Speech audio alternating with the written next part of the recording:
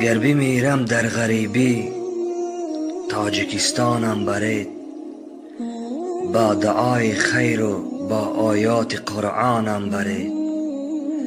کرده از خاطر پریشانم غریبی سالها، بعد مرگم سوی خیشانی پریشانم برید.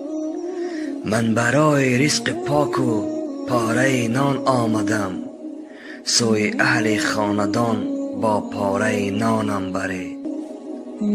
یا به حصار و بدخشان یا کوهستانم برید، یا به شهر دوشنبه یا به کلابم برید، یا به شهر اسفاره پنجکیت بوستانم برید. در غریبی جسم و جانم سخت رنجید التماس، بعد مرگم کنج خاکی تاجیکستانم برید. هر کجای می توانیدم گذارید در وطن، گر مرا انسان بدانید تاجیکستانم برید.